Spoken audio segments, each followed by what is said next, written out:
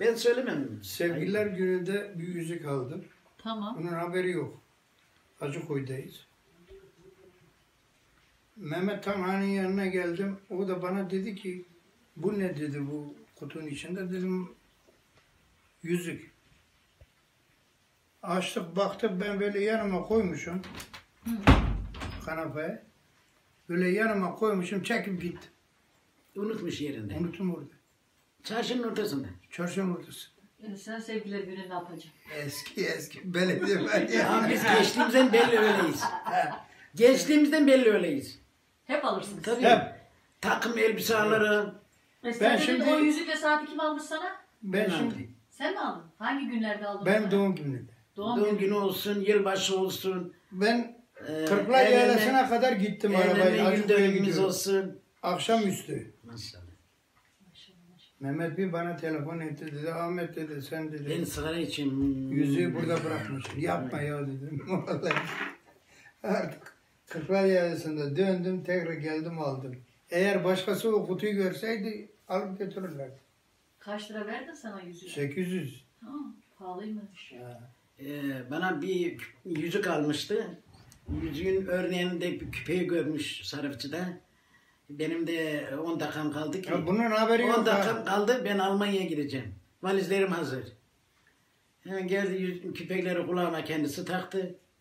Beni yolcu etti. Kuru da bana bir yemek verdi.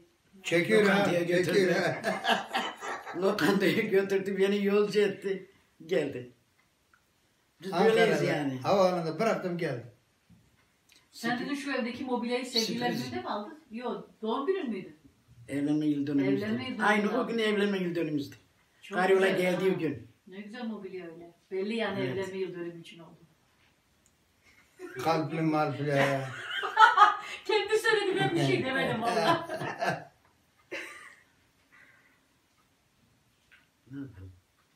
Ne yapalım? Bileziği Hayat aldı. müşterek. Hayat bu. Allah kimsenin ağzının huzurunu bozmasın. Nerede işte? Nerede? Yarın Çocukları ölüp, büyüttük. yarın ölüp gideceğiz. İhtiyar olduk. Ya ne yapacağız?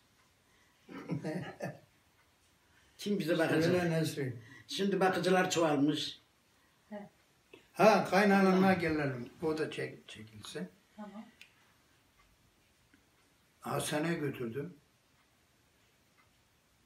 Testini yaptılar. Tahlillerini yaptılar. Şu içim görünecek. Benim tahlilimi yaptılar. Sende bir şey yok dediler. Götürdük yukarıya 3. kata. Aldı götürdüler. Kadın bilmiyorum. Orada çok bağırmış. Yak bir sigara oğlum. Ben He? yak. He? Sen yak bir sigara ben yak. Hani demin ayıptın. Yo sigarayı ben her yerde içiyorum. Abim yanında içiyor. Abinin yanında içiyorsun. Milyonlar bir şey değil. Kız bak bu dağıtacak yeter artık. He?